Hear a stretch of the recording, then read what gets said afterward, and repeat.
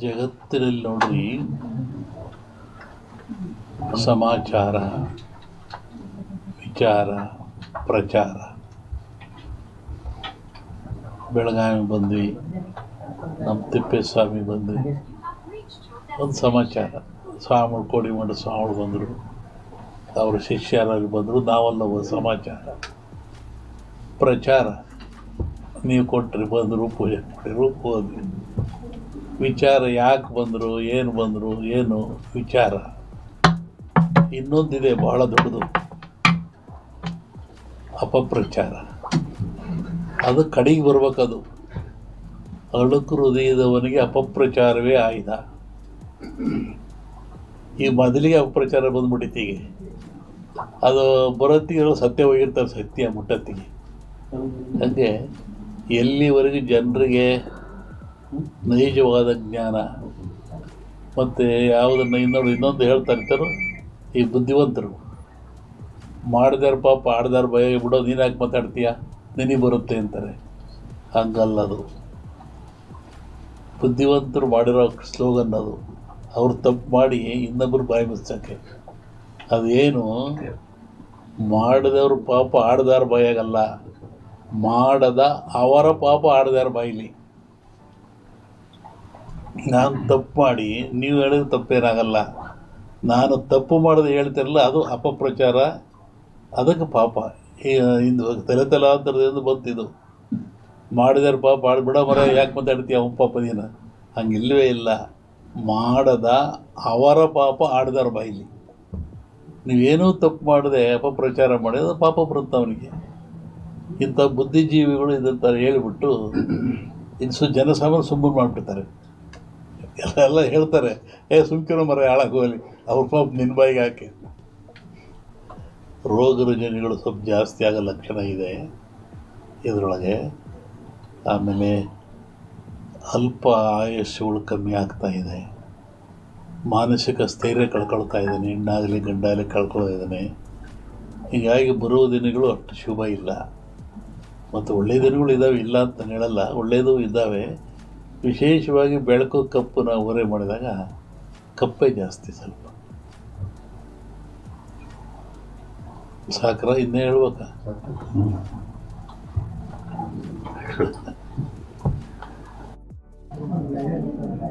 20 ದಿವಸ ಹಿಂದೆ ನಾನು ಧಾರವಾಡದಲ್ಲಿ ಹೇಳಿದ್ದೆ, ಗಳಿಸ್ತೀರಾ, ಕೊನೆಗೆ ಎಲ್ಲಿ ಕೊಡ್ತೀರಾ? ಡಾಕ್ಟ್ರಿಗೆ ಕೊಡ್ತೀರಾ? ದುಡಿದದ್ದೇ ಆತ್ಗೆ ಹಗಲು ರಾತ್ರಿ ದುಡಿದ್ರಿ, ಭಾಳಷ್ಟು ದುಡಿದ್ರಿ, ಸಂಪಾದನೆ ಮಾಡಿರಿ, ಆಮೇಲೆ ಕೊನೆಗೆ ಡಾಕ್ಟ್ರಿಗೆ ಕಟ್ತೀರಾ? ಅದಕ್ಕೆ ದುಡಿಮೆಯನ್ನು ಯಾಕೆ ದುಡಿಬೇಕು, ಯಾಕೆ ಬದುಕಬೇಕು, ಈ ಪ್ರಕೃತಿ ಕೊಡ್ತಕ್ಕಂಥ ಗಿಡ ಮೂಲಿಕೆಗಳು ಉಪಯೋಗ ಮಾಡಿ ದೀರ್ಘಾಯುಷ್ಯವಾಗಿರಬೇಕು. ಇದು ಬಹಳ ಮುಖ್ಯವಾಗಿರ್ತಕ್ಕಂಥದ್ದು. ಅಶ್ವತ್ಥ ಮರ ಅಂತಾರೆ, ಅರಳಿ ಮರ ಸೊತ್ತು ಅಂತಾರೆ. ದೇವ್ರು ಅಂತೀವಿ ನಾವು. ಯಾಕೆ ನೀವು ನಂಬಲಿ ಅಂತ. ದೇವ್ರು ಇದಪ್ಪ, ಅದು ಸುತ್ತರಿ, ಮಕ್ಕಳಿಂದರಿ ಮಕ್ಕಳಾಗ್ತವೆ, ತಲೆ ಕೆಟ್ಟರಿ ಒಳ್ಳೇದಾಗ್ತದೆ, ಅಲ್ಲೇ ಕೂತ್ಕೊಂಡ್ರೆ ನಾಗನ ಕಟ್ಟೆ ಇದೆ, ಅದು ಒಂದು ಚಿಂತನೆ. ಆದರೆ ಅಶ್ವತ್ಥ ಮರ ಯಾಕೆ? ಅದು ದಿನದ 24 ಗಂಟೆಯಲ್ಲಿಯೂ ಸಹಿತ ಆಮ್ಲಜನಕವನ್ನು ಕೊಡ್ತದೆ. ಪಂಚತಾರ ವೃಕ್ಷಗಳು ಅಂತ. ಈ ಪಂಚತಾರ ವೃಕ್ಷಗಳು ದಿನದ 24 ಗಂಟೆಯಲ್ಲೂ ಆಮ್ಲಜನಕವನ್ನು ಕೊಡ್ತವೆ. ಯಾವುವು? ಅಶ್ವತ್ಥ, ಆಲ, ಬೇವು, ಬಿಲ್ವಪತ್ರೆ, ಅಶೋಕ ಟ್ರೀ ಅಂತಿರ್ತಾನವಲ್ಲ, ರಸ್ತೆಯಲ್ಲಿ ಹಾಕಿದ್ದಾರೆ ಉದ್ದಕ್ಕೆ, ರಾಜರು ಹಾಕ್ತಾ ಇದ್ರು. ಈಗೆಲ್ಲ ಕಡಿಸ್ತಾ ಇದ್ವಿ ನಾವು ಸಾಲು ಮರಗಳು ಅಂತ. ನಾವು ಚರಿತ್ರೆ ಹೋದರೆ ಅಶೋಕ ಚಕ್ರವರ್ತಿ ಸಾಲ ಮರವನ್ನು ನಡೆಸಿದ. ಯಾತಕ್ಕೆ ನಡೆಸಿದ? ಅವ ಬಸ್ಸಲ್ಲ, ಕಾರಲ್ಲ, ಗಾಡಿ ಇರಲಿಲ್ಲ, ನಡ್ಕೊಂಡು ಹೋಗ್ತಾ ಇರೋ ನೆಳ್ಳಾಗಲಿ ಅಂತ. ನೆಳ್ಳಾಗೋದು ಒಂದು, ಅಲ್ಲಿ ಬರುವಂಥ ಗಾಳಿ ಆಲ 24 ಗಂಟೆಯಲ್ಲೂ ಆಕ್ಸಿಜನ್ ಕೊಡ್ತದೆ. ಅದು ಭಾಳ ಗುಟ್ಟದು. ಈ ಅಶ್ವತ್ಥ 24 ಗಂಟೆ ಕೊಡ್ತಕ್ಕಂಥದ್ದು. ಬಿಲ್ವಪತ್ರೆ ಅದು ಹಾಗೇನೆ. ಈ ಬಿಲ್ಪತ್ರೆ ಕೂಡ ಒಬ್ಬ ಮನುಷ್ಯನಿಗೆ 365 ಕಾಯಿಲೆ ಅಂತಾರೆ. ಆ ಬಿಲ್ಪತ್ರೆ ಬರತಕ್ಕೆ ಹೋಗಿ ಯಾರು ಕುತ್ಕೊಂಡು ಆ ಬಿಲ್ಪತ್ರೆ ತಂದು ಪೂಜೆ ಮಾಡಿದರೆ ಮೈಗಿಟ್ಕೊಂಡ್ರೆ 365 ಕಾಯಿಲೆ ಹೋಗ್ತಾವಂತೆ. ಯಾರೋ ತಂದು ಕೊಟ್ಟರು ಬಿಲ್ಪತ್ರೆನ ಇಟ್ಕೊಂಡು ಮಾಡಿದರೆ 35 ಕಾಯಿಲೆ ಹುಷಾರಾಗ್ತದೆ. ಈ ರುದ್ರಾಕ್ಷಿ ಅಂದ್ರೆ ಏನು? ಅದು ಗಿಡದಲ್ಲಿ ಬರೋದೆ. ಆ ರುದ್ರಾಕ್ಷಿಯನ್ನು ಹಾಕೋದ್ರಿಂದ ಸ್ಟ್ಯಾಮರ್ ಬರೋಲ್ಲ, ತೊದಲು ಬರೋದಿಲ್ಲ, BP ಬರೋದಿಲ್ಲ, ಚರ್ಮ ರೋಗ ಬರಲ್ಲ, ಮನುಷ್ಯನಲ್ಲಿ ಶಾಶ್ವತವಾದ ನಂಬಿಕೆ ಇರ್ತದೆ. ಇವೆಲ್ಲವೂ ದೈವ ಕೊಟ್ಟಂಥ ಕೊಡುಗೆ, ಗಿಡಮೂಲಿಕೆ ಕೊಟ್ಟಂಥ ಕೊಡುಗೆ. ಒಬ್ಬ ಮನುಷ್ಯ ಇದ್ದಾನೆ, ಒಬ್ಬ ರಾಜ ಇದ್ದಾನೆ, ಒಬ್ಬ ಮಂತ್ರಿ ಇದ್ದಾನೆ, ಒಬ್ಬ ದೊಡ್ಡ ಸಾಹುಕಾರ ಇದ್ದಾನೆ, ಒಬ್ಬ ಸ್ವಾಮಿ ಇದ್ದಾನೆ. ಅವನು ಸಾಯ್ತಾನೆ. ಸತ್ತರೆ 2 ದಿನ, 1 ದಿನ, ಇಂಜೆಕ್ಷನ್ 3 ದಿನ, ಆಮೇಲೆ ಇರಲ್ಲ, ಯಾರು ಇಟ್ಕೊಳ್ಳಲ್ಲ. ಅದೇ ಗಿಡಮೂಲಿಕೆಗಳು ಯಾವುದಾದ್ರು ಒಂದು ಮರ, ಒಂದು ತೆಂಗಿನ ಮರ ಬೆಳೆಸ್ತೀರ, ಮಾವಿನ ಮರ ಬೆಳೆಸ್ತೀರ, ಸಂಪಿಗೆ ಮರ ಬೆಳೆಸ್ತೀರ, ಅದು ಬೆಳೀತದೆ, ನಿಮ್ಮನ್ನೆಲ್ಲ ಕಾಪಾಡ್ತದೆ, ನಿಮ್ಮ ಮಕ್ಕಳನ್ನು ಕಾಪಾಡ್ತದೆ, ಹಣ್ಣು ಕೊಡ್ತದೆ, ಫಲ ಕೊಡ್ತದೆ, ನೆರಳು ಕೊಡ್ತದೆ. ಅದಕ್ಕೂ ಒಂದು ಆಯಸ್ಸಿದೆ. ಅದು ಭೂಮಿಗೆ ಬಿದ್ದರೆ ಮತ್ತೆ 100 ವರ್ಷ ಇರ್ತದೆ. ಒಬ್ಬ ರಾಜ ಬದುಕಿದರೆ, ಒಬ್ಬ ಸ್ವಾಮಿ ಬದುಕಿದರೆ, ಒಬ್ಬ ಮನುಷ್ಯ ಬದುಕಿದ್ರೆ 3 ದಿನ ಇರಲ್ಲ. ಯಾತಕ್ಕೆ? ಈ ಗಿಡಮೂಲಿಕೆ ಉಪಯೋಗ ಅವ್ರು ಮಾಡಿಕೊಂಡಿಲ್ಲ, ಗಿಡಮೂಲಿಕೆಗಳ ಉಪಯೋಗ ಅವ್ರು ಮಾಡಿಕೊಂಡಿಲ್ಲ. ಅದಕ್ಕೆ ಇವನು 3 ದಿನ ಬದುಕಲ್ಲ.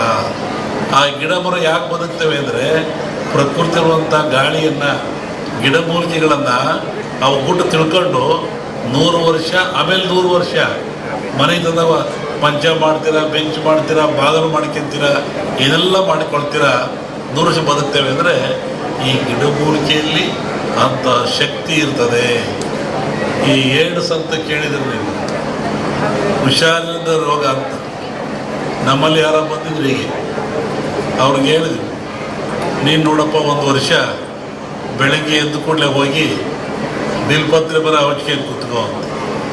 ಅವನು ಹೇಳ್ದ, ಅಮೇರಿಕ ಡಾಕ್ಟ್ರ್ ಹೇಳಿದ್ದಾರೆ, ಇದು ಬದುಕದೆ 3 ತಿಂಗಳು ನಾನು ರೇಡ್ಸಿದೆ ಸ್ವಾಮಿ ಕಡೆ, ಒಂದು ಆಶೀರ್ವಾದ ಕೊಡ್ರಿ ಇಂದ. 3 ತಿಂಗಳು ಬದುಕ್ತೀಯ ಸಾಯಿ, ಅದು ಬೇರೆ ವಿಷಯ, ನಾನು ಹೇಳಿದ್ದಾರ ಮಾಡುವಂತೆ. ಅವನು ಹೋಗಿ ಮಾಡಿದಾಗ ವರ್ಷ ಆದಮೇಲೆ ಬಂದ, ಸತ್ತು ಬಂದಿನಪ್ಪ. ಇಲ್ಲ, ನೀವು ಹೇಳ್ದಂಗೆ ಆ ಬಿಲ್ಪತ್ರೆ ಮರ ಔಷಧಿ ಕೂತ್ಕೊಂಡೆ, ಈ ಡಾಕ್ಟ್ರ್ ಹೇಳ್ತಾರೆ ನಿನಗದು ನೆಗೆಟಿವ್ ಆಗಿಬಿಟ್ಟಿದೆ, ಪಾಸಿಟಿವ್ ಆಗಿ ನೆಗೆಟಿವ್ ಆಗಿದೆ, ಇಲ್ಲವೇ ಇಲ್ಲ ಅಂತ ಹೇಳ್ತಾರೆ. ಅಂದರೆ ವೃಕ್ಷಗಳು ಎಂಥ ಶಕ್ತಿ ಇದೆ ಅದು ಅರ್ಥ ಮಾಡ್ಕೋಬೇಕು ನೀವು. ನಿತ್ಯ ವಾಯುವಿಹಾರ, ಬೆಳಗ್ಗೆ ಎದ್ದ ಕೂಡಲೇ ಗಿಡಗಳ ಹೋಗೋದು, ಸಾಯಂಕಾಲ ಹೋಗೋದು, ಮನೆಯಲ್ಲಿ ಒಂದು ಗಿಡ ಹಾಕೋದು, ಒಂದು ವೃಕ್ಷ ಬೆಳೆಸೋದು, ಒಂದು ಹೂವಿನ ಗಿಡ ಬೆಳೆಸೋದು, ಹಣ್ಣಿನ ಗಿಡ ಬೆಳೆಸೋದು ಮನೆಯಲ್ಲಿ ಮಾಡಿದರೆ ಅದರ ಗುಟ್ಟು ಭಾಳ ಪವಿತ್ರವಾಗಿರ್ತಕ್ಕಂಥದ್ದು. ಅದಕ್ಕಾಗಿ ನಾನು ಇನ್ನೂ ಏನೇನೋ ಮಾತಾಡಬೇಕು. ನಾನು ಸಾಯಂಕಾಲ ಬೆಂಗಳೂರಿಗೆ ನಾಳೆ ಬೆಳಗಾವಿ ಹೋಗಬೇಕು.